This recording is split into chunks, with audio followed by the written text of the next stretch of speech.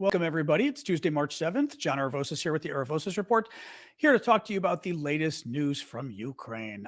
Let me get my folks on TikTok going here on my iPad. And then, as always, we'll wait a couple minutes just for folks to arrive. So introduce yourselves, if you would, while we're doing that. And I'm going to flip my mirror. There we go. My image on TikTok. Excellent. Excellent. Hello, all.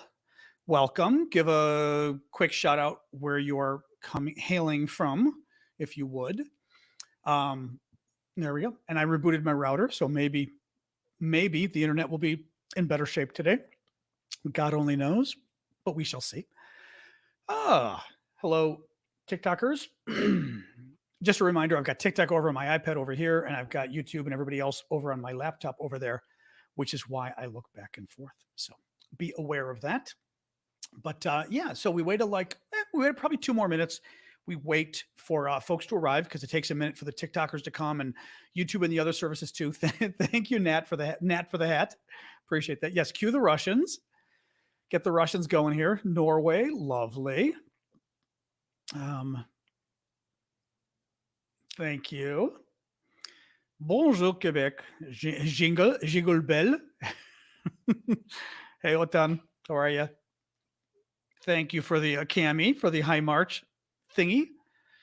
Soren, thank you for that. That was very nice of you. Soren just gave a super sticker on YouTube. Thank you. Oh, we will be talking about the squirrels. We will.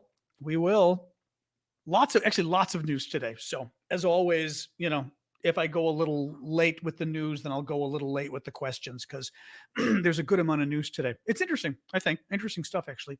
A couple funny things, or maybe a funny thing at the end. But we shall see.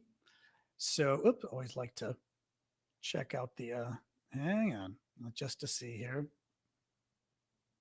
Oh, well, okay. Anyway, another half minute and we'll get going here. The U.S. wanting to invade Mexico. I know. Didn't help that the drug cartel killed those 2 people today. But anyway, they found 2 of the 4 Americans who were kidnapped in Mexico. They were able to they found all of them, but 2 of them are dead and one of them seriously injured. So of the 2 remaining that are living. So bad news. All right, let me get rolling. It seems like I think we're hitting a critical mass here. I am John Aravosis. Welcome. This is the Aravosis Report. This is my nightly show that I do Monday to Friday, 6 p.m. Eastern Time, U.S., where we talk about the latest news from Ukraine. Now, the way that it works is for the first half of the show, I will present the news, tell you guys what I think matters today, and then give my analysis of it. And then the second half of the show, I will take your guys' questions. On TikTok, it's very easy. Use the super chat question, the super chat. Use the Q&A link in my profile to give questions. And you guys obviously can use the comment box at the bottom of your screen. I do this full time. I do this for free. I've been doing it since the war broke out. And the way I pay my bills is basically the gifts and subscriptions that you guys give me. So please do pony up. So thank you for that on TikTok and on YouTube. Let me see here real quick. Oh, thank you for the flowers there, Nurse Boyer. And on TikTok, obviously, you can give those gifts. And I will try to do a shout out when I see them. And on YouTube, it's super chat, super stickers. We're already seeing a super chat question, which is great. And as a thank you, by the way, thank you, Carmel. As a thank you for the super chats, I will try to get to those first. So why don't I get to a super chat question first? Maybe it's a super chat request. Can we have a recap of yesterday's events at the start of the show instead of an end of show recap? That's interesting. Just an idea. So we're refreshed on yesterday before starting a new day. That's an interesting idea. Today, I already threw my notes away from yesterday, although I'm giving a recap of the main issue yesterday, which was the fact that Russia is running into a bit of a dead wall in Ukraine, at least for several months. Let me think about that. That's an interesting idea because I do often worry because, you guys don't necessarily come every day and that's cool. But if you don't come every day, like yesterday was a big news day about Russia really having some problems moving forward now in Ukraine. But if you missed that, then the next couple of days might not make as much sense. So let's see about that. But that's not a terrible idea. Thank you for making that a super chat. You didn't have to, but I appreciate that. Okay, let me get rolling here real quick. We've got a fundraiser we're doing. This is one of those things that's not for me. Thank you for the gift, Escapend. This is for a young guy named Pavel, who is a Ukrainian who's been volunteering. Thank you, Carla. In Ukraine for the military and also for journalists, and has been bringing supplies to the military, has been taking journalists around in the front area near Bakhmut, and basically skidded off the road the other day. His car got totaled. It was a car he had borrowed, so he's having to pay for the car. He's raised over $6,000 from the Ukrainians that have chipped in, and asked if we could try to raise another $2,000 or so on our end to help pay for the car. Like I said, he's somebody who's been a volunteer with the Ukraine for the military, for the journalists for about a year now, working in Bakhmut, which, around Bakhmut is where the big fight is. If you guys want to help out, you can do it via my friend Vlad on PayPal. Vlad's the one who coordinates all of our fundraising. On TikTok, you can go to the link in my profile. For any links I talk to, go to my profile, look at the Linktree link, click it, and that will give you all of it. He's the top thing. So that'll give you the PayPal information to send it to on Vlad. For you guys, you can go to aravosis.com. That's probably the easiest way, rather than having me put it on the screen. Thank you, Alan. Let me get rolling. So I was going to do kind of a recap of the big news last night, but also filtering new information in. Now, as I was saying, the big issue last night I was talking about overall, and then we're going to get to the details, is Russia is culminating in the East. Now, thank you, Alan John, for the rose. One of the big things Putin's been trying to do, thank you. One of the big things Putin's been trying to do is he wants to get Eastern Ukraine. Now, he wants to get all of Ukraine. We know that, okay? And just a reminder, this is what Putin controls so far, okay? The Russians are controlling all of this. Now, the problem for Putin in the East is an area he really wants. Keep in mind, Russia is here. So all the better for Putin to get this area because it's contiguous with Russia, right? But part of the problem Putin's having, or a big problem he's having, is he was able to get almost 100% of this province, but he's only got 50% of this province, and he wants both of them. He wants to get the other 50%. The other 50% is where all those big battles are going on that we keep hearing about. Bakhmut, Volodar, and Cremina in the north. Those are all the big battles. Putin's trying to get that whole region, but he's having a very hard time. I'm going to put on my jacket while I talk to you because now I'm getting cool. He's having a very hard time. And more importantly, it looks like the Russians have kind of shot their shot, so to speak, in terms, I feel like Mr. Rogers whenever I do this, like changing my clothes mid-broadcast. But that the Russians had their big draft that they did, their big mobilization last September, right? And remember, they mobilized like 200 or 300,000 men. They've pretty much used them already, and they screwed up. They're not winning. They're not losing, but they're not really winning in what's going on in the East. And what the experts are saying, and we talked for a long time about this yesterday, what the experts are saying is Russia might advance a little bit in the East, but then it's done for months. The Russians don't have enough men. They don't have enough equipment to basically do any more offensives for a while. And that's then when the Ukrainian counteroffensive starts. Probably now they're saying in 6 to 8 weeks. That was reported today by Politico. So they're saying, thank you, Sig Sauer. I haven't seen that before. They're saying in 6 to 8 weeks, they think the Ukrainian counteroffensive will begin. What would that be? March, April, May. Okay, that would be the end of April or early May is what they're suggesting. Now, let me give a little more detail here. So Bakhmut, we're going to go over the 3 towns again and what's going on with them because it's important and there's a little more news today. Bakhmut is the big battle that's been happening in the East for like 9 months now. I mean, it's kind of crazy. They've been fighting over a town that has 60,000 people in it, 70,000, and now only has like 4,000 or fewer because of the war. Bakhmut is all the way up here, okay? So in the East, right here. The Russians have been slowly advancing, but very slowly. So they're, it's a tie, but the Russians are a little more of a Russian than Ukraine, okay? But very slowly. The problem is the Russians have been losing a lot of men. NATO has forecast that the Russians are losing 5 times as many soldiers as the Ukrainians are. In other words, for every Ukrainian soldier who dies fighting for Bakhmut to defend it, 5 times as many Russians are dying. So 5 Russian deaths for every Ukrainian death. From a Ukrainian perspective, that means go for it. Let's fight in Bakhmut. And we think that's why the Ukrainians have continued to fight for Bakhmut, even though Bakhmut doesn't matter. Thank you, Russell, for that. Even though Bakhmut simply doesn't matter strategically to the Ukrainians, or frankly, the Russians. The Russian thing is what's weird about this is because the Russians seem to be going for Bakhmut as a point of pride because they've been doing so badly over the last several months. Even though it's been kind of a tie the last several months, the Ukrainians had a couple really, remember how the Russians did well at the beginning, right? That first month or so. Then the Russians got pushed back really badly. Thank you for the flower there, El. Then the Russians got pushed back really badly in the Kyiv area in the north around the capital. Remember, after about a month in, then the Russians, a couple months later, really pushed back. I might as well show you on my map. So the Russians get pushed back here, right? Then they get put and here. Then they get pushed back all the way over here, which causes big news over the summer, right? Then they lose the northern part of Kherson, north of the river. They lose this. Now it's been kind of a stalemate. And since early February, the Russians have had a little more initiative than the Ukrainians, and the Russians have been slowly gaining little bits of ground all along the front, but not too much. But as I was saying, the problem is the Russians basically gave everything they could to these battles that have been going on. They didn't really win. They didn't really lose, but they didn't really win. And now their forces are kind of used up. And now what happens? Like I said, they don't get to start any more new initiatives. Now, here's another reason the Ukrainians are continuing to fight. Now, let me step back a second. You might have heard that.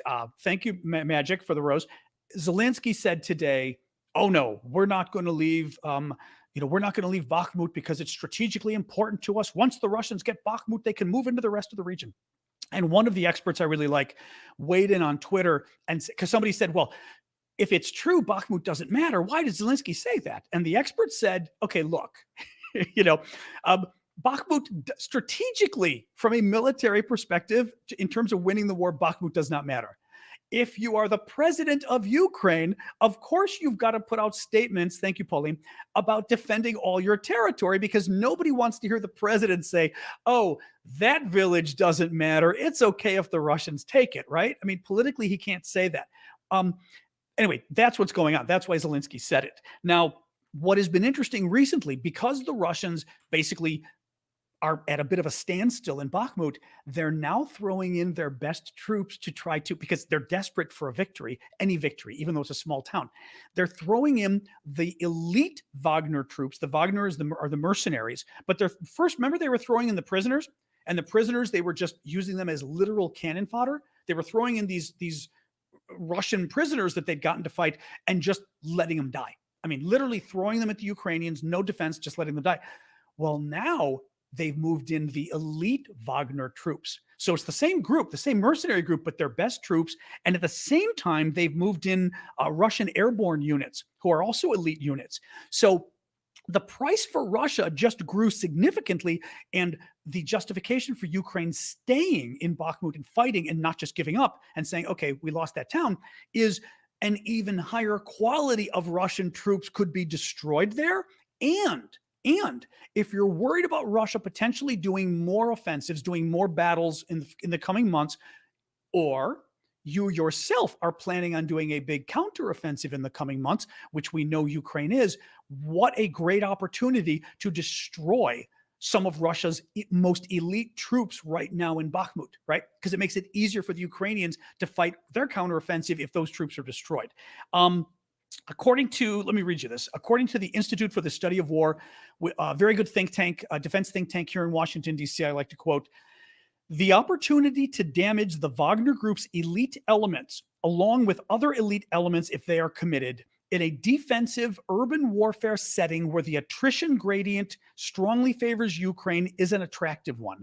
Attrition gradient, they mean what I said at the beginning, which is 5 times as many Russian troops die as Ukrainian troops in the battle in Bakhmut. Now, what's been really interesting, and what's been, I would say, I'm going to say fun, even though we're talking war, this was kind of a fun point. Prigozhin is having an aneurysm. I mean, a metaphorical aneurysm. Prigozhin is this far-right Russian nationalist who is running the Wagner mercenary group, this horrific band of murderers, okay, that are now work for the Russian government, but they're a private company, and they go and they basically fight wars around the world for money. And they're doing it in Africa, and it's kind of scary. Mostly in Africa, but they've done, I think, Libya and Syria as well. Well, Prigozhin is also the guy that Americans will know. Alan, if you meant to give a question, feel free to just write it without paying, because we know you tried there. Prigozhin is also the guy that Americans will know who created and ran the Internet Research Agency, the Russian group, at least part of the Russian group that was involved in trying to sway the American election in 2016. Part of it was Russian military intelligence, but part of it was this Internet Research Agency that was creating all the fake accounts and remember all the stuff to pretend like they were Black American groups, liberals, and all this kind of stuff. That was Prigozhin, okay? Well, he's been freaking out because he got a little too heady in the last few months because he thought he was better than the military. His people were there. Okay, Alan, I will grab that in a sec. His people are there fighting and being used because he thinks they're better than the military. So he's been outright criticizing the Russian military, criticizing the Ministry of Defense, and implicitly criticizing Putin because he's talking about how badly the war is going, how Russia should be more aggressive. He even went and visited the troops around the holidays, around New Year's and Christmas. Guess who did not go visit the troops at the front around Christmas? Vladimir Putin. Thank you, Iggy, for that. Prigozhin did. So some of the thinking is that Prigozhin was actually kind of setting himself up as potentially the alternative to Putin, right? Well, Putin being a big dictator, not really happy on alternatives, let alone an alternative that has his own private army, right? So Prigozhin really went too far. We find out a couple weeks ago that Prigozhin, because Prigozhin went public and complained, that the Ukrainian military basically, first of all, cut him off. It seems they cut him off. The Russian military cut Prigozhin off from going to prisons and actually getting his recruits he was getting. He was going to prisons and promising them a pardon. Thank you, Inspired Woman. Promising them a pardon if they went and fought for him, right? Thank you, Marcy. He's not doing it anymore. Now the Russian military is doing it, so it looks like they cut him off there. Secondly, Prigozhin complained a week ago that they were no longer getting ammunition, that basically 80% of the ammunition that Prigozhin's troops, these are Russian mercenaries, were getting from the Russian government, 80% of it got cut off because the Russian government got pissed at him. But Prigozhin was the main force fighting in Bakhmut in the east, which is the big battle that we've been talking about for the last 10 minutes here. So the Russians are just eating their own basically in this battle in the east. And it's been amazing. Well, the latest from Prigozhin is that he's now complaining. I'm going to read you this from Institute for the Study of War. It's just fabulous. Prigozhin made a number of statements on March 5th and 6th that suggest that he fears that the Russian Ministry of Defense is fighting the Battle of Bakhmut to the last Wagner fighter and exposing his forces to destruction. It goes on. Prigozhin is one of the most extreme of the Russian pro-war nationalists. Thank you, Inspired. He is one of the very few with a serious military force loyal to himself. He has even seemed at times a possible threat to Putin or a possible successor, which may be why Putin is allowing the Russian Ministry of Defense to hang him out to dry. So basically, what may also be going on as to why the Russians keep fighting for Bakhmut is because Putin is saying, well, most of the troops are Prigozhin's. Let's just kill them all. I mean, this is how crazy it is. And Prigozhin is basically saying that publicly is, you're trying to kill my men in order to get even with me. Folks, this is not the way to run a war. It's great. It's absolutely great from an outside perspective, from a pro-Ukrainian perspective, that the Russians are this stupid in the way they're fighting the war, that they're literally, the troops they're using are fighting each other. I mean, it's, anyway, you get it. It's insane. Alan Tracy had a question or a comment. I saw the video today of the brave soldier that was executed. When will we decide enough is enough and give Ukraine what they need? I'm guessing Slava Ukraini may cover this, so can answer. Oh, Slavs.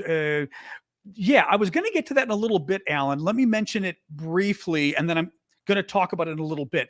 Basically, you guys know, just quick side topic, but I always say if people pay for a super chat question, I will get to that first because it's a contribution and it helps support my work. There's a video that was going around yesterday, horrific video. I finally watched it. I don't regret watching it, but it's really horrific video of what appears to be a Ukrainian prisoner of war being executed by the Russians. And you can hear he's got a cigarette. I mean, it's kind of I don't even know what to call it, ballsy of the guy. I don't know what else to say. Like the balls on this guy. He takes a puff of the cigarette and goes, Slava Ukraini, basically telling the Russians to go F themselves. You hear a Russian say in Russian, die, bitch, and they open fire on the guy. And you don't see the Russians fire. You don't see the Russians firing, but you see this guy riddled with bullets. According to the military folks I know, they looked at the video and said, oh, that's real. I mean, they said that was a guy getting executed. He was identified today as Timofey Shadura, a Ukrainian, of course. He was fighting near Bakhmut when he disappeared early in February, and it appears, right? I mean, I always say there's a little bit of a caveat because this stuff needs to be proven, but it appears the Russians executed him. Now, I will say this. I put the story up on TikTok yesterday, I think, and somebody had said in the comments, why would the Russians do that? Why would the Russians film their own execution of somebody? That's crazy. Well, first of all, hubris is why. Pride, arrogance is why you would do it. Keep in mind, the Russians previously filmed, and this was months ago, in case this one I refused to watch. I could not watch. Everybody else watched it, so I know the video exists because I couldn't watch this. A Ukrainian prisoner of war who is castrated by a Chechen working for Putin, so part of the Chechen forces working for the Russian military, castrated by him alive. He's alive, castrated, and then shot in the head, shot dead. They filmed it. They released it. The Chechen included his face in the video and thought he'd be fine. Now, he's fine so far, other than the fact that he's been identified committing a war crime, so he better watch it. But the idea that the Russians wouldn't film this and the Russians wouldn't publish it, they've done it before. So there. All right, back to this. So I was telling you about Prigozhin. So yeah, Prigozhin, funny as hell. Really quick, the other two areas, the other two cities where the fighting is taking place, thank you, Zoe, for the pause, are Cremina and Volodar. Oops, sorry. Alan, thank you again for that. Cremina is up here. Oops, and I think there is another question, which I'll get to in a quick second here. From Cliff. Cremina is up, hold on a second. Cremina is up here, more or less where my finger is, and Volodar is more or less down here. Volodar to Cremina is only about 120 miles or 200 kilometers, just so you have a sense of what we're looking at. Thank you, David, for the galaxy there. In Cremina matters. The Russians had early gains that have now stalled. So not much happening in Cremina, but it does matter. Volodar has been the absolute disaster for the Russians. That's the one where we've been talking for a couple of weeks now about how the Russians got obliterated, death, losing machinery, and running from their machinery. This is where the Russian troops got so freaked out because, mind you, they're the new recruits that haven't been trained. They ran from the Ukrainians and left their vehicles. So the Ukrainians got like 30 new vehicles from the Russians because the Russians were so freaked out, right? So Volodar has been a disaster for the Russians. The main point is that the Russian offensive is culminating soon in the east, the big offensive. Culmination meaning the offense will now give way to defense because you've run out of steam. You've run out of steam because your troops are tired. You've run out of steam because your troops are dead. You've run out of steam because the surviving troops are injured and can't fight. You're running out of logistics, of fuel. You're running out of vehicles. You're running out of ammunition. It's everything that means you can no longer go on the charge, right? And you're basically, it's almost like going for a race and you're running and you're running and you're running and you get so tired that then you slow down. That's what's happening to the Russians very shortly. And what will happen next after that is the Ukrainians will then go on their counteroffensive, which, as I said, Politico is reporting now. Officials are saying that will probably take place in 6 to 8 weeks, that the Ukrainians will counterattack. And again, the idea now is if it happens the end of April, early March, that at least gives the Ukrainians even more time to get more weapons from the West in the meantime, which is a good thing. Thank you, Alan, for that. Oh, and I'm sorry, it's not just the weapons. Listen to this really quick. The other point was, okay, a couple points. The weapons from the West, the weather will warm up. The ground will be more firm because the ground's going to be wet in mid-March, but the ground will hopefully be more firm so you can run tanks and everything else on it. And it will let the Ukrainian forces finish their training on combined arms maneuver tactics in Germany. So the idea is The Ukrainians are doing a lot of training on how to integrate all of their new weapons and their forces, their tanks, their artillery, their infantry, planes, whatever. They're doing a lot of that training in Germany with NATO, and it will allow that training to be finished. So there you go with that. Cliff had a question here. I want to make sure I didn't miss anything else here. Hang on a second, guys. Do you feel Biden Milley is pressuring? Oh, do you feel Biden and Milley is the chairman of the Joint Chiefs of Staff, the top U.S. general, basically, are pressuring Zelensky to Bakhmut withdraw or risk next ammo supply? So what's been going on is, I think Milley may have said something recently, and then Austin did it today. Our U.S. Defense Secretary basically suggested today, thank you, Hazel, that it wasn't. Well, I'm going to paraphrase here. I forgot the exact phrase he used, but it was being interpreted as the U.S. Secretary of Defense saying Bakhmut isn't worth it. So basically, it's time for Ukraine to pull out. Here's the thing. That could be on its face the truth. He may think that the Ukrainians are wasting their resources in Bakhmut and they need to pull out. The U.S. may have conveyed that to the Ukrainians, and the Ukrainians aren't listening, and the U.S. is getting worried, so we decided to go public to shame the Ukrainians. That seems strange to me. I don't understand. I mean, it just seems a little strange we would go public. When I heard that, first I got angry. Then I thought, is this more disinformation? Is the U.S. government saying, no, Ukraine, you've got to pull out. This isn't worth it. So that the Russians say, aha, Zelensky's getting pressure from the Americans. The Americans don't want him there. That means very soon the Ukrainians are going to have to stop defending Bakhmut. I'm Russian. I'm going to put even more troops in Bakhmut. Let's send our best troops to Bakhmut because the Ukrainians will soon have to pull out because the U.S. is getting upset that they're fighting there, right? And what happens? The Russians send their best troops and the Ukrainians destroy them, which is actually what's happening. So I don't know. It's either legitimate that he means it or it's part of a ruse. And I don't know. I don't think we'd be threatening the ammo supply or anything with that, but it's possible that we do feel that, look, you've gotten everything you can. Now you risk losing your. Now, actually, I will tell you this. One of the counter arguments to Ukraine continuing to fight in Bakhmut, and again, the defense experts I follow have said it's a valid argument, is that Ukraine, even though Ukraine is losing one man to every 5 the Russians lose, Ukraine's still losing that one man.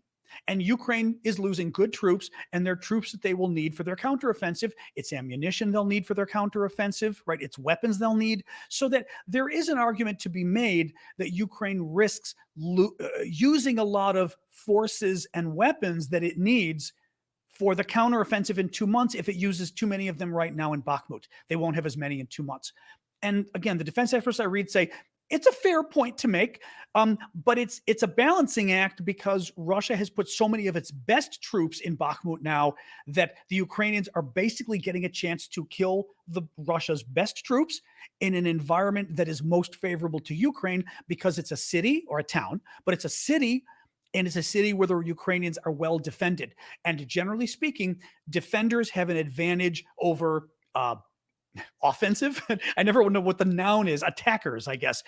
Attackers are at a disadvantage. So attackers tend to need, thank you by my rules, attackers tend to need more men than defenders. And in this case, attackers will lose more men than defenders, usually by the number I saw yesterday was usually by a factor of 3 to 1. So you could have 3 times as invaders. You could have 3 times as many men dying from the invaders as from the defenders. In fact, NATO says Russia's losing 5 times as many. So that's what you got on that. All right, let me do a quick pause, so to speak, and then we will continue. It's about, we're already half an hour in. Geez, clearly I am going to go a little long tonight since this is already half an hour and I've got more news to give you guys. I will hang later and we will do more questions. Don't worry. So I'm not going to stop this at the hour. Normally I'd stop in half an hour. We'll stop after that, so there's ample time for questions. But the news stories I picked, I think, are important, so I want to talk about them. The other thing is, I do have a Discord community. Please do check it out. It's discord.aravosis.com, my last name. You can find it in the link. On my TikTok, you can find it with the aravosis.com link. Those are my links of links. Discord's pretty cool because it's a bunch of us who get together and talk about the issues all day long. Also fun stuff too. And thank you, Woodwork. We also have auctions, and the auctions are neat because they help me and they help Ukraine. Because I'm doing this for free and I'm doing it full time since the war broke out, I need to pay my bills, and I've been doing it with your guys' generosity, your gifts, etc. Thank you. Your subscriptions on Patreon, everything. And one of the ways is doing auctions. And it was a unique way because it just sounded like fun. And actually, I think it was Syndicate's idea, to be honest. He was the one who said, what about auctions? And I was like, oh, that's kind of fun. Doing auctions on Discord of cool stuff we get from Ukraine. Currently, we've got the Zelensky sweatshirt. Where's my, oh, here it is. It's always inside out. I always forget. I put my Zelensky sweatshirt inside out, but it's the sweatshirt that Zelensky has been wearing everywhere the last few months. He wore it to the White House. He wore it to do his address to Congress. He wore it to do, I'm pretty sure, his address to the British Parliament and a number of other places. You will recognize this. This is this one. This is, I always say, the Zelensky sweatshirt, but it's not the one he wore, of course. It's a new one, but we went to the same company and bought, oops, hang on here.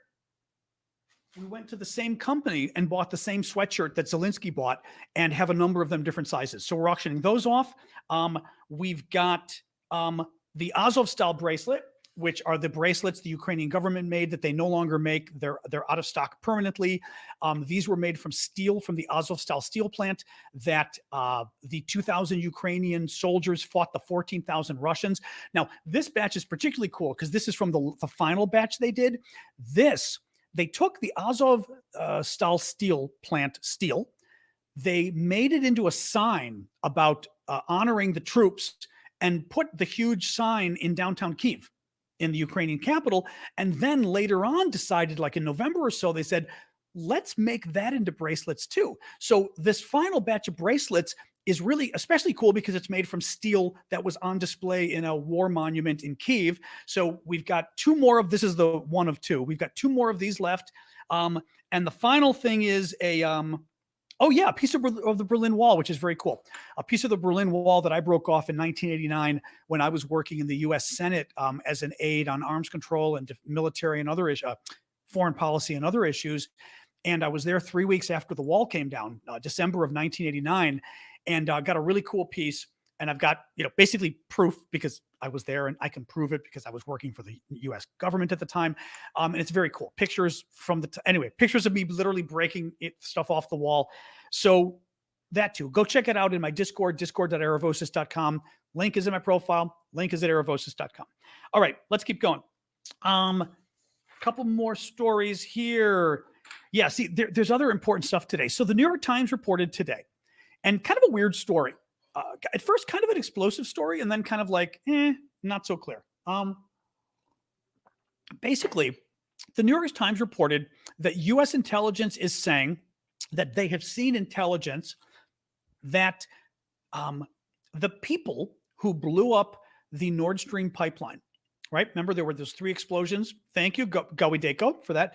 There were those 3 explosions at Nord Stream 1 and Nord Stream 2, which are the natural gas pipelines from Russia coming into Europe. And it was I don't know, it might have been September or something, October when they blew up. And the intelligence is suggesting, now this is just initial intelligence, that they were pro-Ukrainian groups, but there is no evidence to suggest yet that it was the Ukrainian government, that the Ukrainian government knew.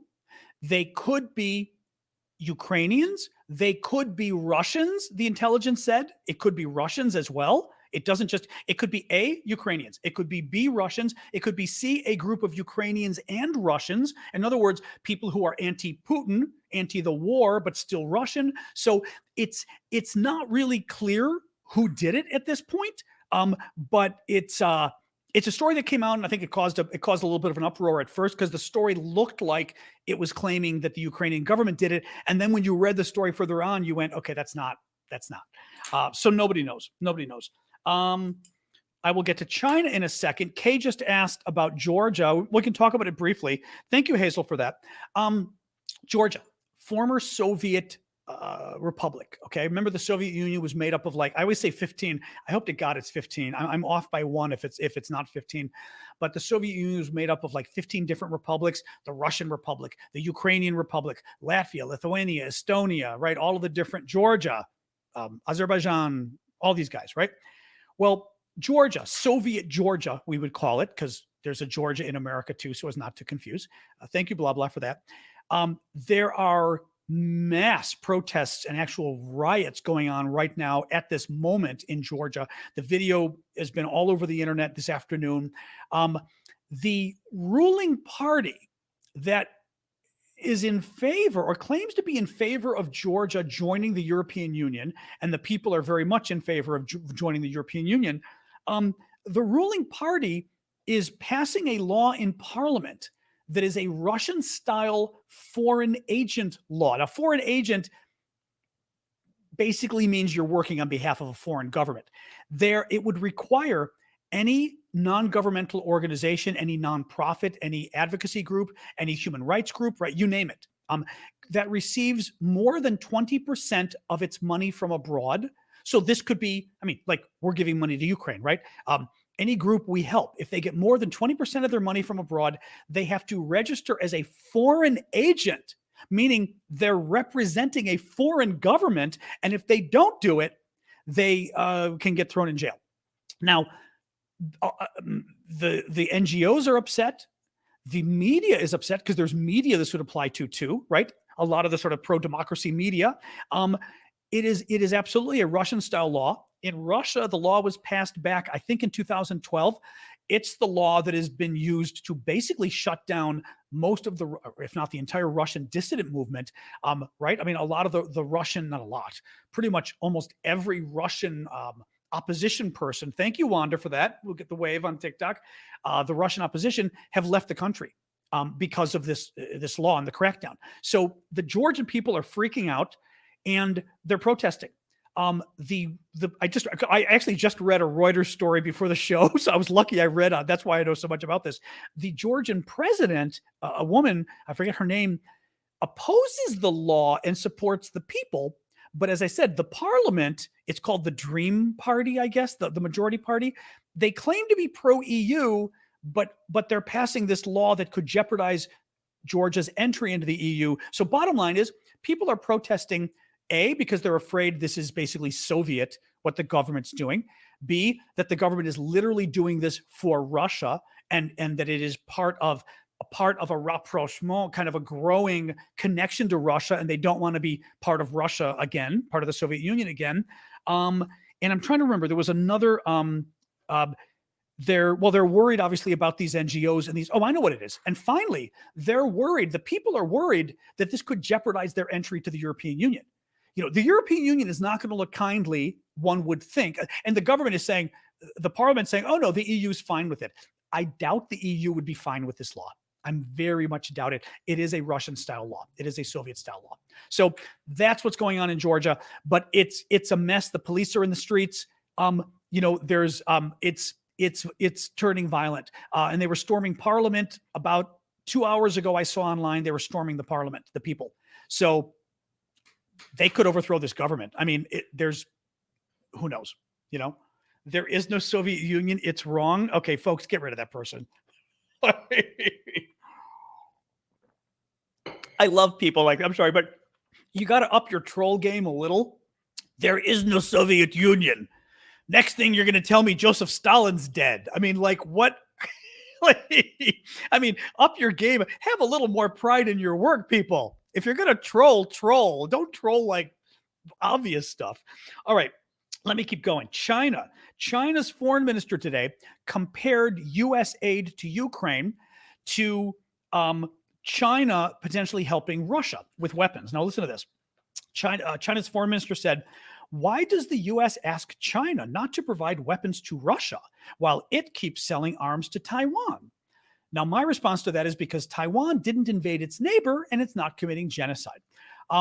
What does worry me about this is China framing this as the U.S. is trying to pressure us. By saying that publicly, it makes me worry that the Chinese are less likely to obey or listen because they're framing it as the US is pressuring us.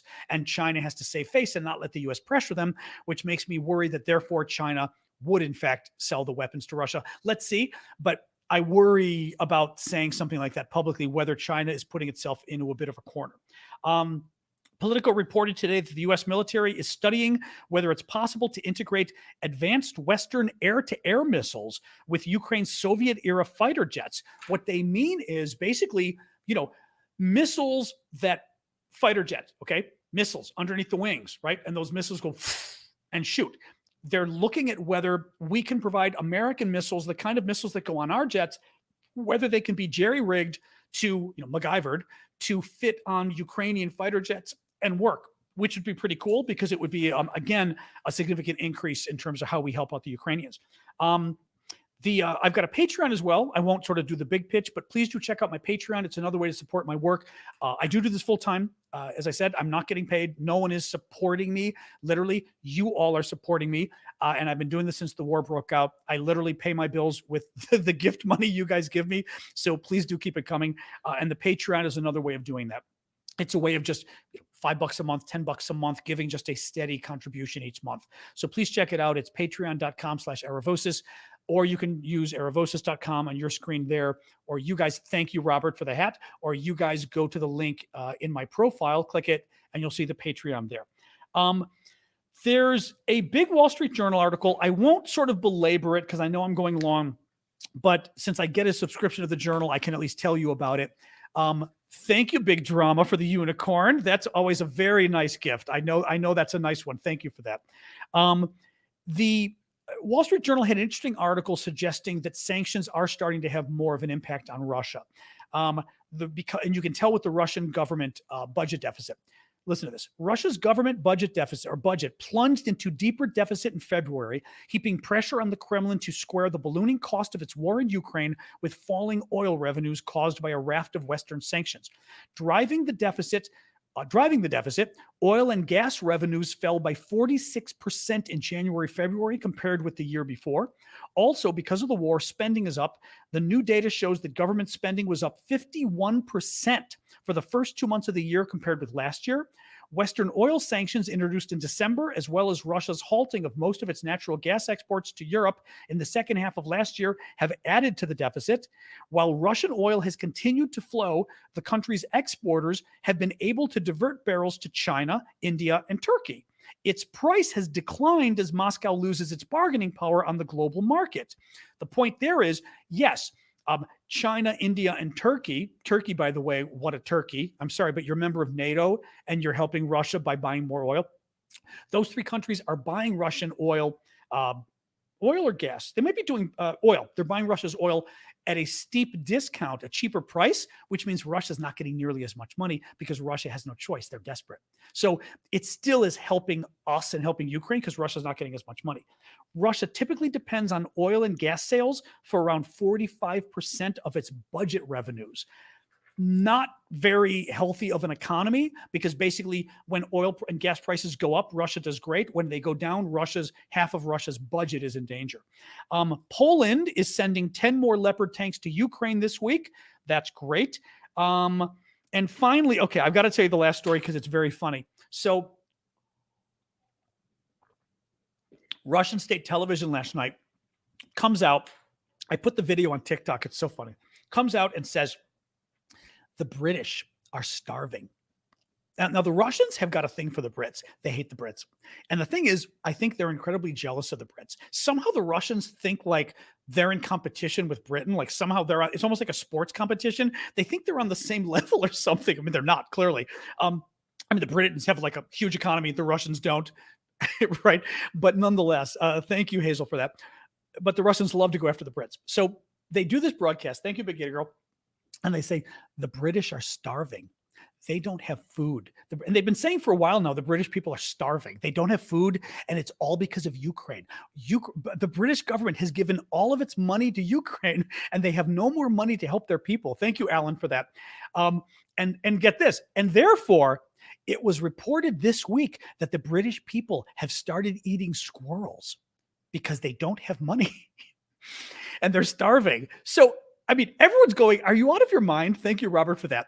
I figured I was going to Google because I figured, okay, there has to be some basis in this, and you know it's going to be stupid because the Russians are lying. Well, here's the story. ITV and somebody else told me the BBC did it as well.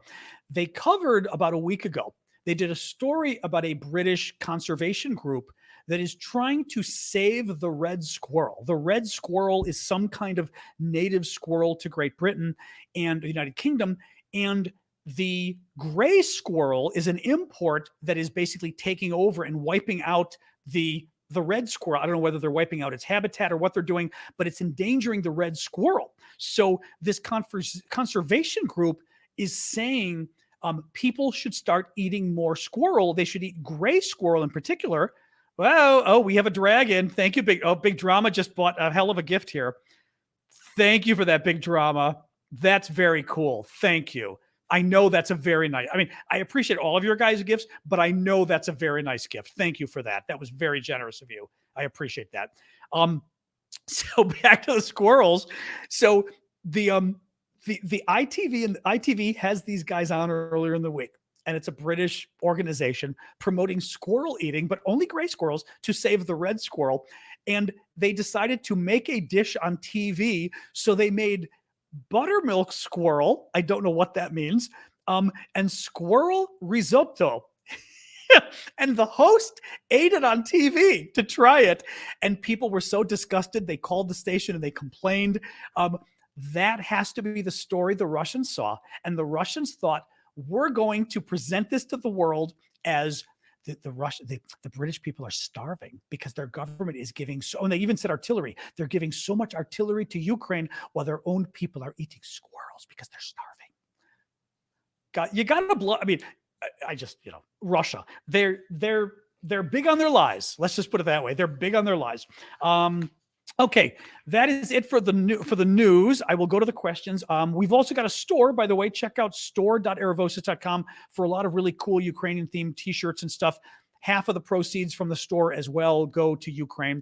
Half of it goes to support my work because, like I said, I need to pay the bills here. So thank you, guys. All right, let me dive right in here. So on TikTok, if you would, go to the Q&A link in my profile and submit a question on TikTok. The rest of you obviously can use the comment box here. Let me go. Thank you, Chelsea. I will start with a TikTok question here. Oh, moose and squirrel. That's funny. I didn't even think of that. Moose and now that's actually very funny. Okay, Chris on Twitch sort of wins the day with his comment. Moose and squirrel, yummy. Too hard to explain to the non-Americans out there. Big trouble. Yeah, big trouble for moose and squirrel. All right. Q&A. Oh, I really wish I'd thought of that joke myself. I don't know. Because Russia's oil prices are falling, is that why they joined the BRICS? Because they knew it would. They joined, Brazil, Russia, India, China, South Africa, sort of 5 developing countries that are big powers or big economies. I don't know if they saw it falling or if they just figured there's strength in numbers. And look at who's there. India, that they've got ties with, and India has been somewhat independent on the war. They're certainly not joining the sanctions. China supporting Russia in the war, not joining the sanctions. Brazil, well, now you got somebody better there, although he's not great. On the Ukraine stuff, he's not great. He's criticized the U.S. and says Ukraine kind of brought this on himself. The new guy in Brazil.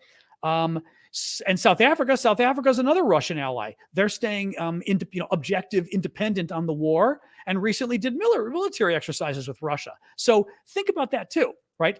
It's a way for Russia to basically connive its way into controlling other developing countries as well. So there were probably a lot of good reasons for Russia, and at the same time, they can potentially influence the prices too. Well, the BRICS, the thing is, I don't know when the BRICS started. That's a good question. Kay is asking when it started. I mean, they didn't just join the BRICS because of Ukraine. That didn't just happen.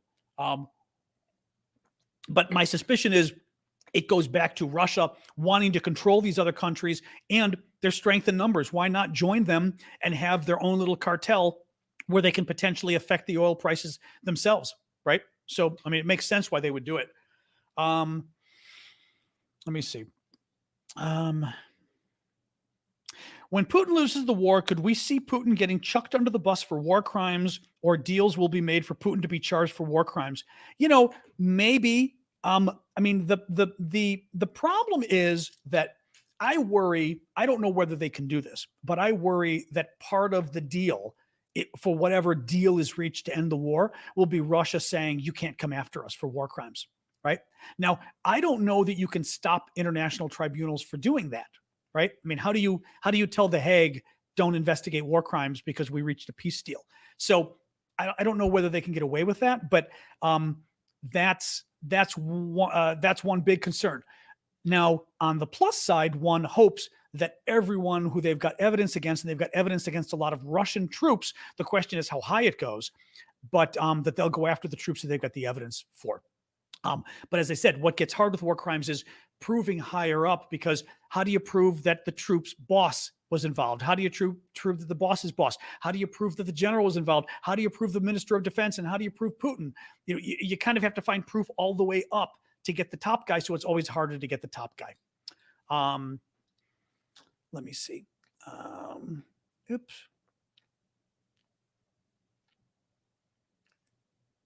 That's actually a question. I mean, Elsa's saying, everyone thought that Russia would surrender because of the sanctions. I don't think that's necessarily true, but they aren't surrendering. So it means Russia still has enough budget and resources. What do you think? Well, I mean, at the beginning, Biden made clear at the beginning that he didn't think the sanctions were going to cause Russia to stop. That wasn't it. I mean, he said that outright. And I think a lot of us thought that too. It wasn't like Russia was going to say, oh no. So whether the sanctions work or don't work, we didn't think it was going to cause Russia to give up the war. What the sanctions do is they make it harder for Russia to fight the war as time goes on, because Russia can't get spare parts for most of its military, like the drones early on. Russia's drones early on, the camera in the drone was from Sony. They couldn't get the camera. A lot of the chips are Western microchips and things like that, although they've been able to get some of them. So you're making it harder for the Russians to replenish their war machine by having the sanctions. Part of the goal is to punish the Russian economy overall, to make Russia less hospitable for the Russian population. So maybe they start rising up and saying, this sucks. There's a price for supporting this dictatorship. There's a price for supporting this war. So there's a lot. And part of the reason for the sanctions is to send China a message too, and every other country out there, to say, you could be Russia. You could have all of these sanctions, because they're still massive sanctions. Even if Russia's surviving, they're massive sanctions. No one says, oh, the sanctions aren't a big deal. The sanctions are a big deal, but Russia may still be surviving, right? China is very worried about its economy. They always are. China, as I've said before, is having population problems. Their population decreased last year for the first time in 50 or 60 years. Their economic growth is down to like 3% a year, which is horrific for China. China's economic growth should be 8 to 10% a year. It has been for 50 years. Now it's dropped to 3%. China's very worried about the strength of its economy, new workers, but also the economy overall going forward. And therefore, China doesn't need massive economic sanctions because it decided to invade Taiwan. So there's a lessons you're sending to other potential invaders around the world by putting sanctions on Russia. I wish the sanctions had a greater impact in terms of hurting Russia's economy. Yeah, sure. I agree. I agree with that. Thank you. Who was that? 6 Hour. Thank you for that. Alan, looks like you had another question there. I'm going to guess that looks like a super chat that didn't include a question. So feel free to jump in with another question there, Alan. We can watch Eurovision again. Yeah, we did that last time. When is Eurovision this year? Last year we had someone's asking on TikTok. We had a sit around for 4 hours and watch Eurovision, which was kind of fun. I don't remember when we. It was April last year. Is it the same this year? Oh, this is interesting actually. Alan's asking, do you think Russia is worried about their population decline as much as China? There's a big story on that in The Economist this week. That's another May 9th to 13th. Okay. Yeah, we can do that. That is another, one second here. that was another big story this week in the Economist. Basically, from what I remember, Russia's population has been decreasing since the fall of the Soviet Union in 1991. Okay, it's been going down ever since. Now, it's been going down and then kind of started going up for a few years, and then with the war in Ukraine around that time, 2000 started going down again. So it's consistently going down over the last 30 years. All the former Soviet states are seeing a decrease but they're not. But Russia's seeing the worst. Oh, okay, Russell. I will go look for you. I'm marking you right now too, Russell. We'll go back and find your question in a second. Okay, once I finish this one, then we'll do that. So what the Economist was saying was Russia is already having population problems. Their population is going down way too quickly. Then you throw in COVID. The Russians claimed like 300,000 COVID deaths or something. The Economist said the actual numbers, I don't know if it's the US or who determined, the actual numbers are more like 1.5 million Russians died, which is akin to the number of Americans who died from COVID or the Chinese who died. The problem is Russia's got 153 million people. America has 330 million people, twice as many, but Russia had the same number of COVID deaths. And America's COVID deaths were embarrassing. Horrific number of COVID deaths in my country. Russia has half the size of our country population and the same number of deaths. So COVID wiped them out. The war is just killed potentially 60, 80,000 Russians. The war has injured a number of other Russians, obviously. The war has convinced 500,000 to 1 million young Russian men to leave the country, and they're young Russian men who are the perfect age for having babies, who are the perfect age for helping the economy. So put all of that together, and you've got a problem. So yeah, the Russians are worried about their demographics. All right, Russell, let me go scroll up and see. All right. Oh, there you are. There you are. Okay, I see you now. Do you think we're going to war with North Korea? I mean, I don't, not yet. Thanks, Else. No problem. I appreciate that. I mean, not yet. The thing with North Korea that's weird, they're crazy.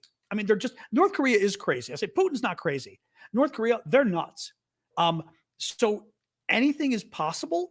It also means, though, that when they rattle the saber and make all this crazy talk, there's a normalcy to their crazy talk. Like they're always making crazy talk. Thank you, Elle, for the glasses or for the thingy there. So there's a part of me that doesn't get as worried when North Korea says something crazy. You worry because they're nuts. They could do it. They could launch a nuclear war. But at the same time, because North Korea is always saying crazy stuff, there's also a boy who cried wolf aspect that I kind of go, it's North Korea. So I'm kind of divided on it. I mean, I'm not any more worried about North Korea today than I was a couple of years ago. There is an issue with them developing more and more their nuclear capabilities, right? Their ICBMs. In other words, their missiles that can attack America and others. That's a problem because they're crazy. But I'm not necessarily particularly worried right now about North Korea. I'm just, maybe there's a good reason to, but I'm not. Okay, Kay, we just talked about Georgia. A pre and post show theme. All right. Well, that's funny because Syndicate had an idea on that too. We've got the only problem is I would need a theme that's allowed in the public domain because I wouldn't want TikTok or YouTube. Well, YouTube wouldn't care. Excuse me. TikTok wouldn't care, but I wouldn't want YouTube to get pissed off. So we'd have to figure that out. But that is a funny idea. Thank you for that. Russell, we just got yours. Thank you. And Alan, your second question. Do you think, oh no, that was a population decline. Excellent. Okay. Did I get all the super chats? I mean, I've still got more. I'm still going to do more questions. Don't worry. Okay. Let me know if I missed any of the super chats, but I think I got you guys all. All righty. But Alan, yeah, if you can, check out The Economist. Again, the Economist article was not behind a paywall. Thank you, Happy Beach, for that. It was not behind a paywall, so you can Google it. Russia demographic, I guess, or population decline or whatever. But it was a good article walking through all of that, literally 3 days ago. So perfect timing. Let me look here on TikTok. I don't know. This is a really interesting question. I just don't know. User 21536. How much of an impact do you think the Ukrainian Air Force has in the Ukrainian success so far? I don't know. Um, I mean, what we we do know that like the Ukrainian and the Russian Air Force both are controlling the area over their country, right? Or over their area. So the Russians have, air control or whatever. I always forget if it's air supremacy or air dominance or whatever, but they control the space over the occupied territories in Ukraine, but the Ukrainians control the space over them. So it's hard for each of them to fly over the other without getting shot down. There's a lot of anti-aircraft weapons and things like that. But I couldn't tell you what role. I mean, we do know what gets interesting is we do know anecdotally air superiority. Okay. We do know that Ukraine wants the planes, right? And the US feels like the planes are irrelevant. So the question then becomes who's right? Right. I just don't know enough about Air Force to know. I don't know if any of you are up on this, feel free to weigh in, but I don't know. I mean, I'm just going to look at the comments and see if while I'm looking at the other questions, if anybody has an idea on sort of how Ukraine's Air Force has been. I mean, we do know in the beginning. Remember in the beginning, they were shooting down the Russian planes because remember there was the Ghost of Kyiv that was chalking up so many Russian pilots shot down. So they were doing some of that. Right. And training more Ukrainian pilots in the UK. I'm forgetting now. I just don't remember.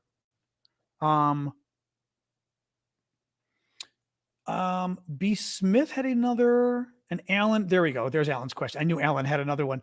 B. Smith had a question below the super sticker. Okay, hang on, B. Smith.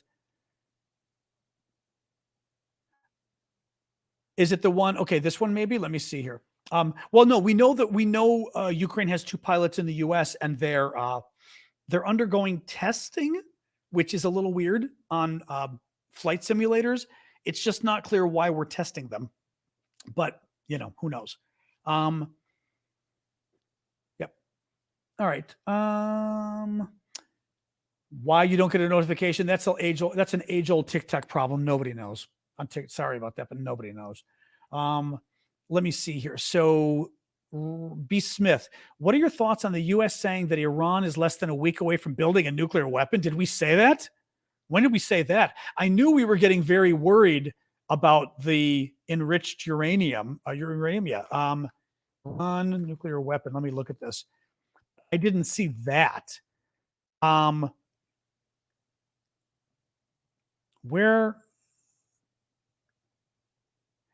I mean, okay. This came up I was going to say the end of January. This came up. PBS has a story. The end of January, Iran has enough enriched uranium to build several nuclear weapons. The United Nations says. So I knew that was already a concern weeks ago.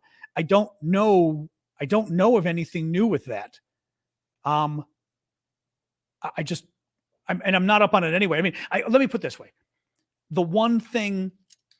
The thing that's hard with Iran, because I remember this all the way back 20 years ago or whatever it was, that we were maybe 20, 15, I think it was 15, 20 years ago. No. This would have been actually probably 2010. So back, let's say 13 years ago.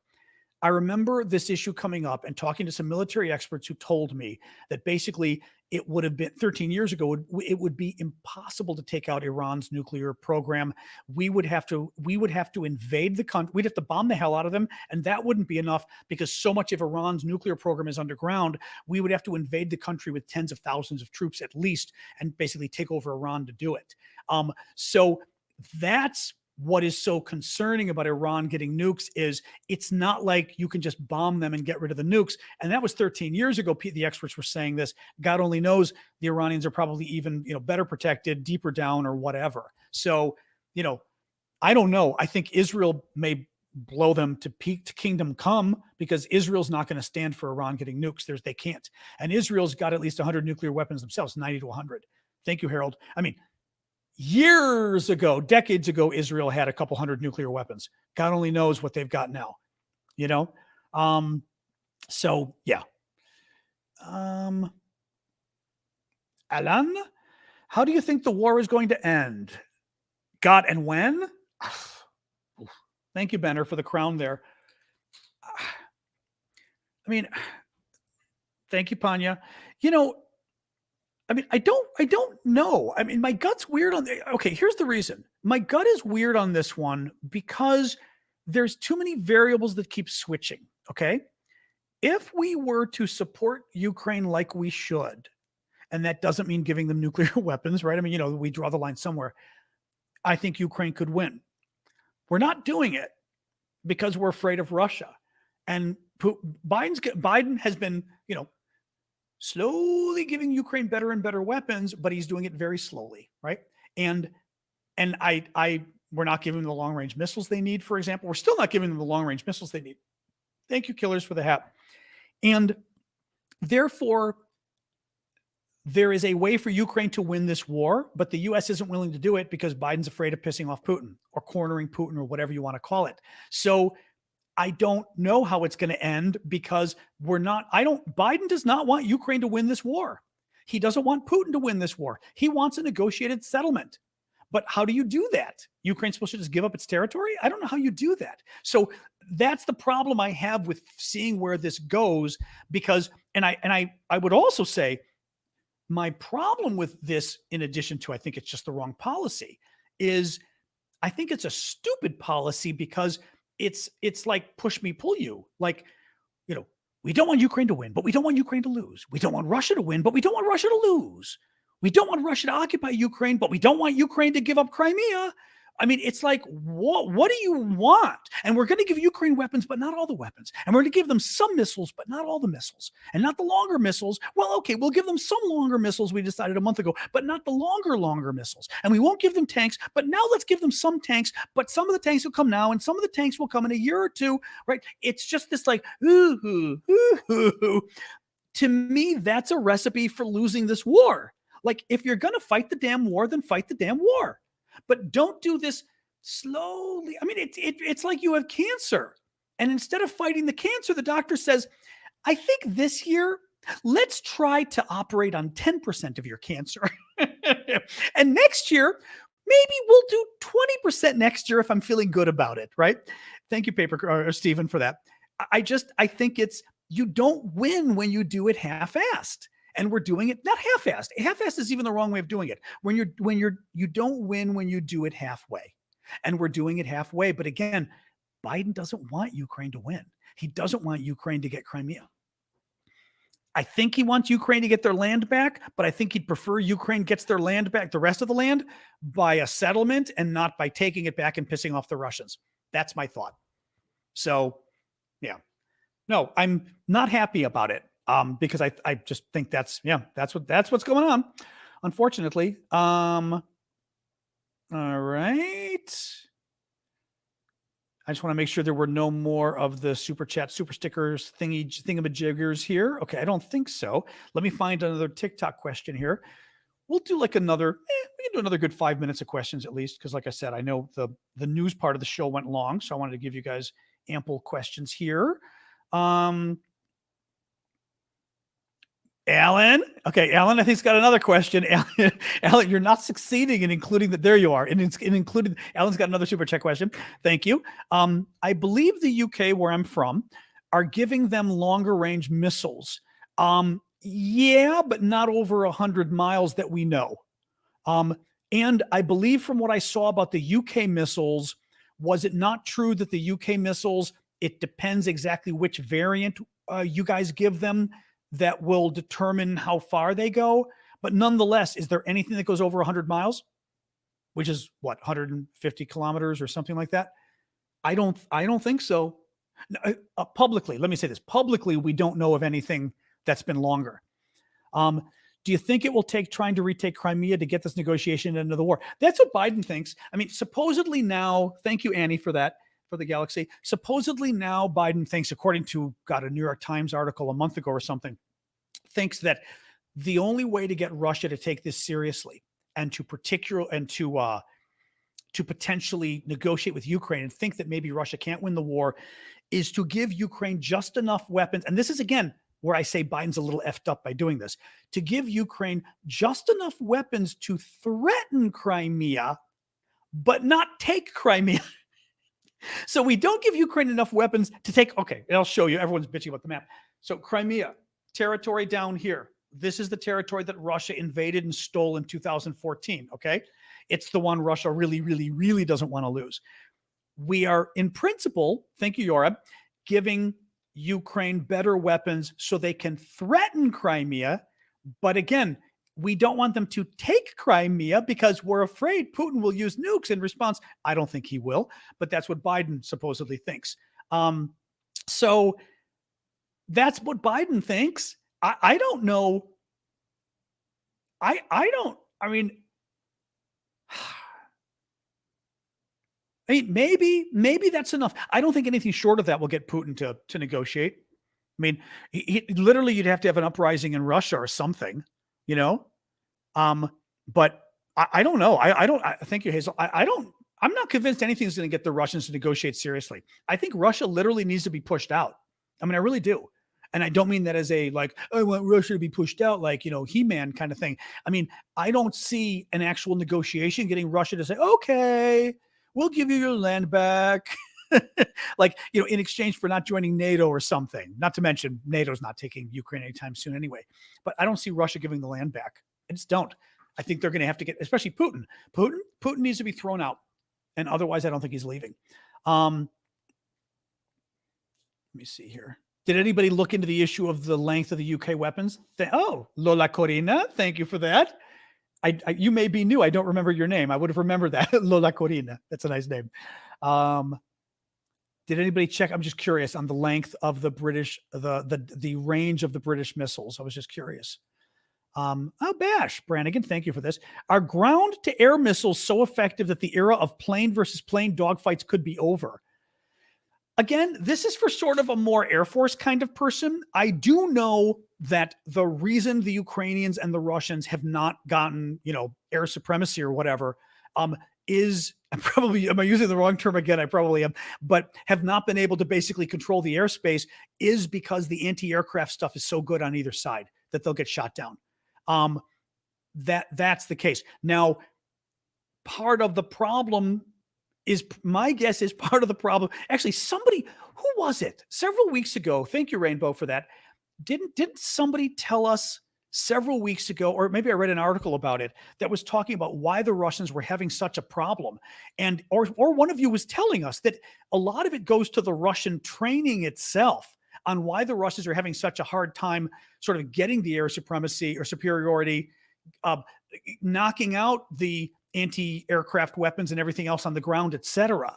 So, I mean, for example, my guess would be the U.S. would probably have an easier time taking out the Russian defenses. Like, and again, I don't want to go too far on this because I don't know a lot about the air side of this, but at least from what I've read, a lot of the problem is Russia. Russia's just not well trained. Right? But tell me, you military folks, if the U.S. were to enter the war with Russia, would we have a hard time taking out Russia's, ground, their anti-aircraft missiles and things, and their ground radar? I'm suspecting no, because again, the Russians aren't having a great time with Ukraine. Thank you, Benji, for that. Let me just see if anybody kind of weighs. People are saying not at all. That's what I'm thinking. Yeah. Or some are saying yes. Russia's going to have to fall back or make a deal. Not from the ground. We would have no problem with that. We would destroy them. That's my thought. Right, the extended range MLRS. Well, we know that. That's, yeah. Drones. Jerry, just seeing what more people are weighing in and saying on this. Harm missiles. We would lose some, but we would dominate in about a week. Okay. The Russian air defenses would drown in a wave of missiles and drones. We would have losses, but we would be able to do it. Now, Throttle is saying it would still be difficult because MiGs are still a serious air power. Right. I'm not saying whether we would risk them. I'm saying if there were a direct war, if America, literally Russia uses a nuke, America enters the war. Okay. We're in the war. We're fighting the Russians, or Russia attacks Poland. I don't know. We're in the war.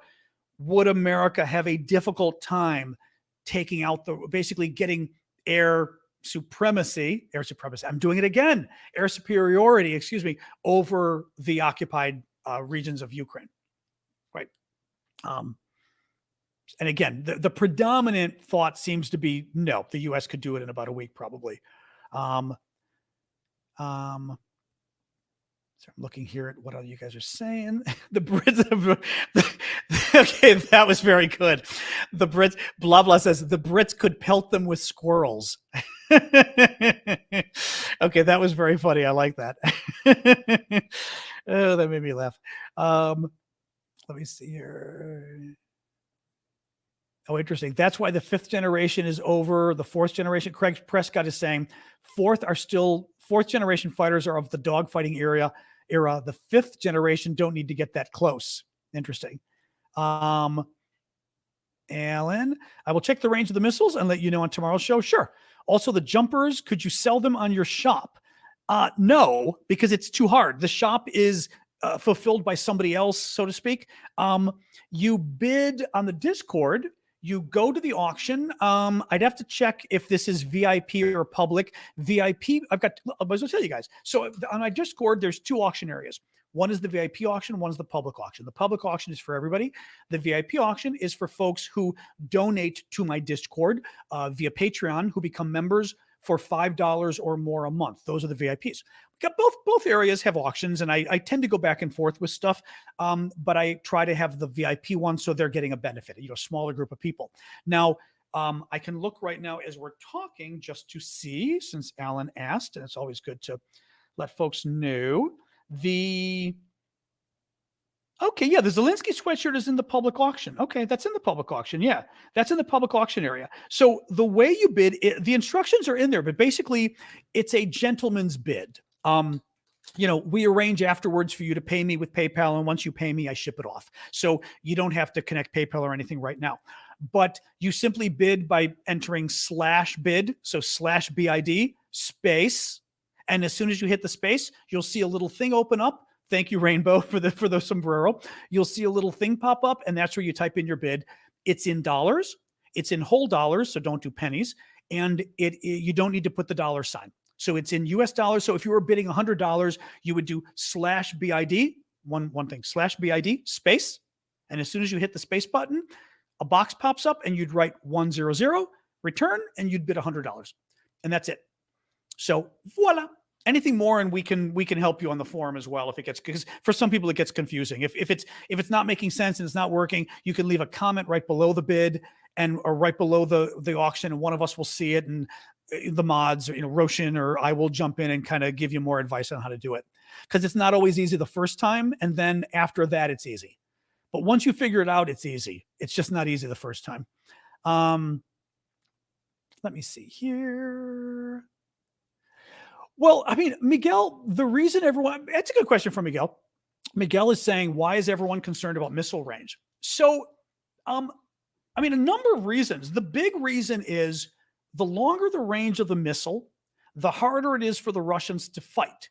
Because what happened when we gave the Ukrainians the HIMARS, we gave them the HIMARS, which is a very good, accurate system that can fire multiple rockets at once or multiple missiles at once, and you reload it quickly, whatever.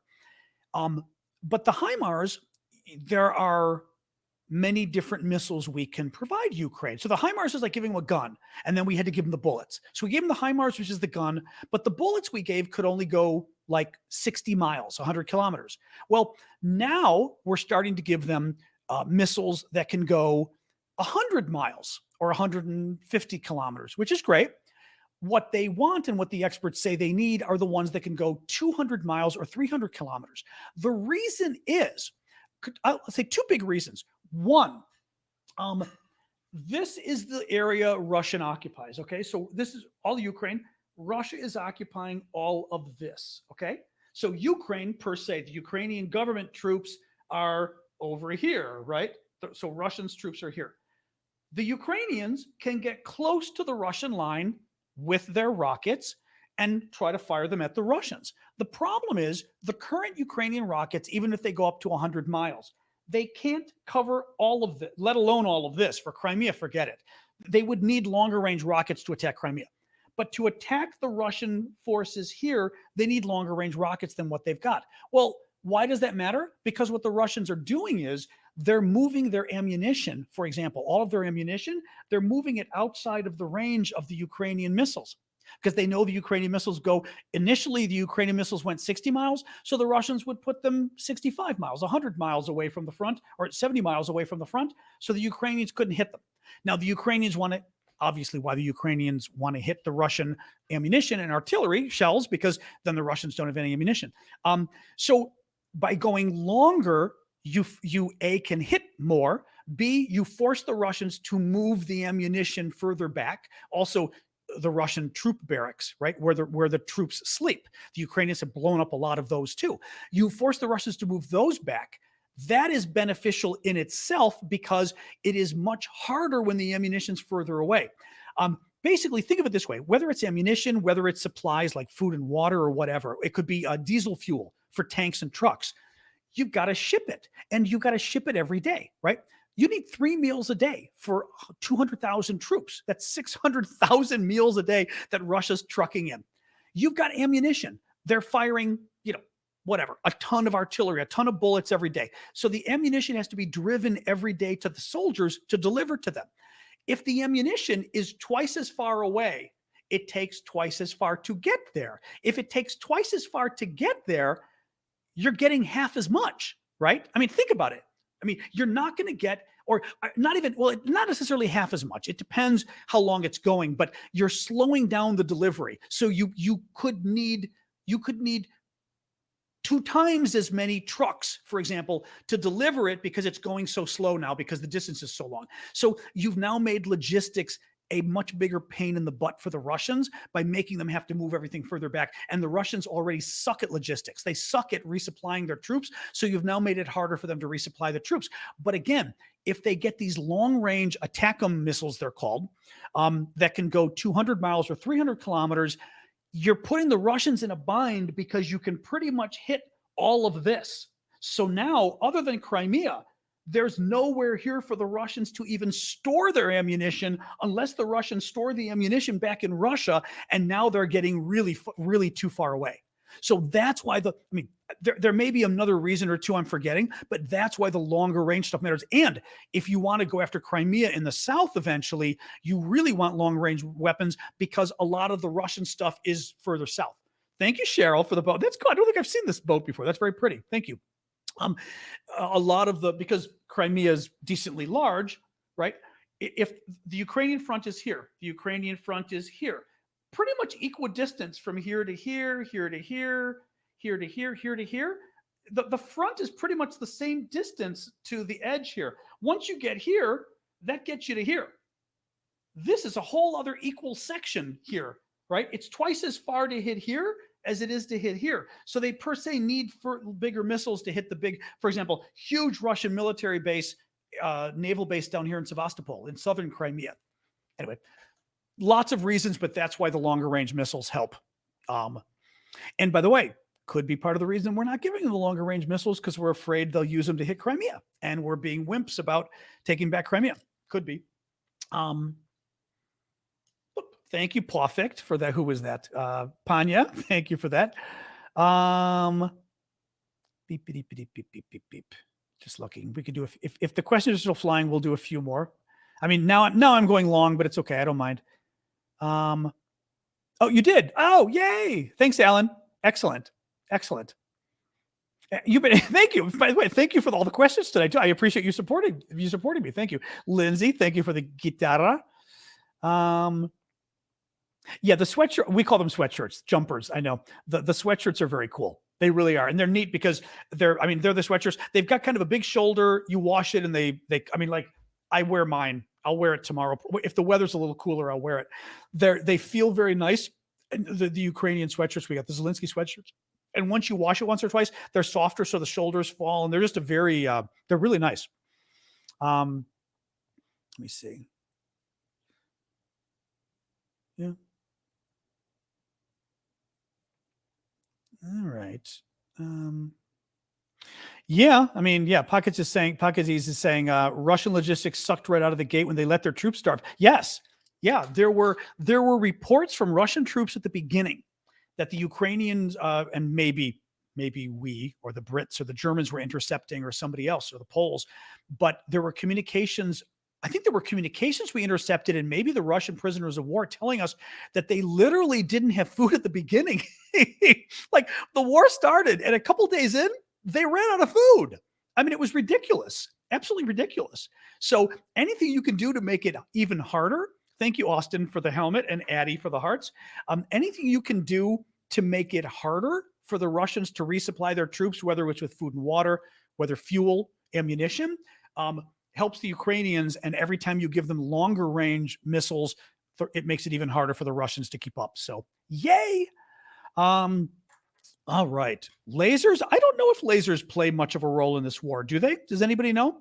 That's an interesting question. Theodore Bash is asking. I haven't heard anything about it. I'm assuming laser targeting of some things. The only thing is laser targeting is probably happening from a plane and they're not flying a lot of planes, right? Unless they're using with drones. Now, with drones, are they targeting lasers onto targets that then the missiles are able to hit? That's one of the questions. Or not really. Oh, that's our good stuff. Okay. Okay. I thought from drones there might have been a little bit, but no. Oh, hey, Deb. Yeah, we were going along tonight. There was a lot of news and we've had a lot of good questions and things. So, lasers for sighting, targeting drones. But again, whether much has been happening in Ukraine itself or whether, like folks are saying, most of it is Putin's super laser weapons were introduced last year, supposedly. Exactly. Haven't heard a lot about those, have we? Right? Yeah. Otan Bot's weighing in about the supply chain, the logistics. Exactly. Oops. Just looking here. Nope. All right. Pen lights. Exactly. Let me look at maybe one more TikTok and then we'll wrap it up because we're going. This is a good hour and a half. So I've given you a good show. I didn't want to cut you guys, short tonight by going along with the news. Let me see here. Beep, beep, beep, beep. Yeah, no directed energy. No, we've heard of nothing like that. Nah, the BRICS aren't going to fight against the West. Not against the West. I mean, the danger is that China ends up supporting Russia. India's not going to do it. South Africa, I don't think South Africa would be that stupid. And South Africa's people aren't pro-Russian. Brazil, no. India, no. Yeah, I don't see that happening. I don't know. Will Ukraine have to give back the stuff we give them or do they keep it? I don't know. One of the things I've never gotten a straight answer on is how all of this works, right? I mean, to what degree is Ukraine getting gifts? Is Ukraine getting loans? We do know some of what Ukraine's getting is money, but they're money loans, I'll bet you. And it's money that they then can use to buy weapons from other countries. So some of the weapons they're getting from Europe, they may be buying from what I've read, but the money they got, right? The money they were given to buy the weapons could be a loan. I mean, we know Lend-Lease. Lend-Lease is a term that was used because there was some legislation passed last fall regarding that, but I don't have sort of a big picture of how the aid has worked to Ukraine in terms of literally like a big picture. Here's how much has gone. Military, government support, right? Because we've also given them money to help pay government salaries, things like that. All of that broken down. And then you got other countries doing the same thing, right? So all of us have given money, weapons, money to buy weapons, and money to support the government directly, among other things. How does that break down in terms of, is any of it gifts? Are they loans? Like you said, the weapons, do the weapons have to be given back? I mean, I have no idea how that works. No idea. Yeah, well, I was going to say there's the Mujahideen and there's also the there's also the Afghanis.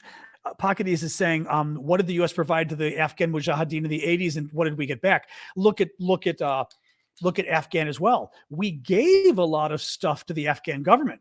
We gave a lot of stuff to the Afghan military and the police, and they caved immediately And, it all went to the Taliban because the Afghans just lost.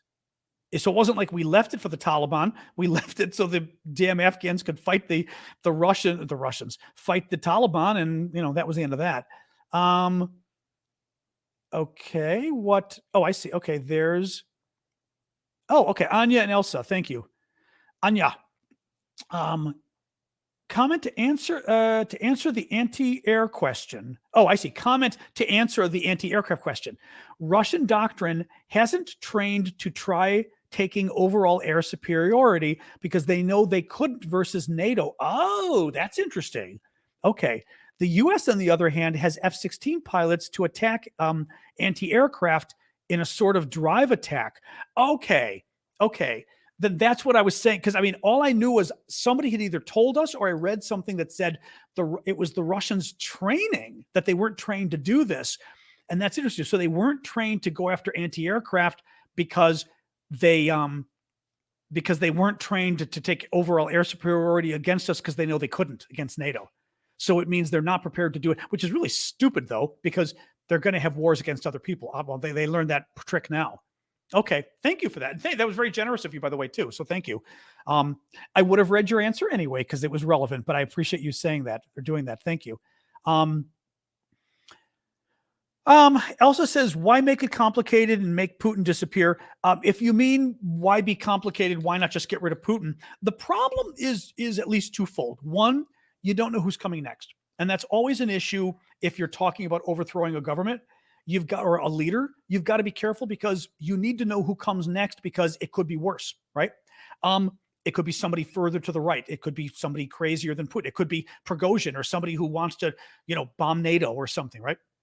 The second problem is if we are caught trying to kill Putin, then we are at war with Russia. That is a war. That is an all-out war with Russia. That's an act of war that would cause a war. So we probably wouldn't want to do that because we wouldn't want to even risk any chance of getting caught. So that's why we don't do it. Somebody else could try to do it. The Ukrainians could try to do it. The Ukrainians maybe are trying to do it, but my suspicion is the U.S. would still tell them, even Ukraine, if you take out Putin and try to take him out, he could nuke you. He could use a big nuke on Kyiv if that happens potentially. So, that's why you don't do it, because it's such an affront. It's such a big deal doing it that, yeah, it's a problem. All right. I am going to do a quick wrap up and then a quick summary and then wrap it up, guys. So thank you, because we've been going along with this going a very long time. I was going to do a Discord, but now we're not going to do a Discord tonight because I've been on with an hour and a half with you guys. So let me do the quick summary. My dog is roaming around behind me. So I did a quick recap of last night. Actually, we got the quick fundraiser up for Pavel, who's the Ukrainian volunteer we're trying to help, who totaled his car. So if you can go to my link in my profile or aravosis.com, you'll see the first thing is Pavel, how to donate to him via PayPal. And then you'll also see the links for my PayPal, my Discord, my Patreon, other ways, my store, other ways of supporting me. So thank you for that. All the auctions on Discord. Then I did sort of a recap update on what was going on in Bakhmut, Volodar, and Cremina in the east. Overall, the issue is, thank you, Alan, for that. I never noticed, cute bow tie. I just finally saw your picture. Overall, Russia is reaching the point of culminating in their effort in the east, that they've used so many men, so much equipment, that they're reaching the point now where their offensive attack is starting to sort of fall back. And that's good for Ukraine because it means Russia may not be able to do another big attack until the summer. So that was sort of the short version of that summary. Ukraine military officials believe, U.S. military officials believe Kyiv is looking to mount its offensive in the next 6 to 8 weeks. So be aware of that. Paul Gray, thank you for that. The Ukrainian prisoner of war that appears to have been shot dead with the video that came out yesterday saying Slava Ukraini was identified as Timofey Shadura. The New York Times reported that a pro-Ukraine group may have blown up the pipeline, according to U.S. intelligence the U.S. has seen. The only thing is that pro-Ukraine group could have been Russian. It could have been Russians. It could have been Ukrainians. And there's no evidence that the Ukrainian government was aware of it. China's foreign minister compared a hypothetical military aid for Russia to U.S. aid for Taiwan. Politico reports the U.S. is studying whether it's possible to install American air-to-air missiles that go on American fighter jets on Ukrainian fighter jets, whether they would fit, because the Ukrainian fighter jets are Soviet-era, Soviet-style fighter jets. I then walked through a Wall Street Journal article talking about how the sanctions are having an impact on Russia's budget deficit, which is great because their oil and gas revenues have dropped, and Russia's oil and gas revenues are 45% of its overall budget, or budget revenues come from oil and gas, I should say. Poland is going to send 10 more Leopard tanks to Ukraine this week, which is wonderful.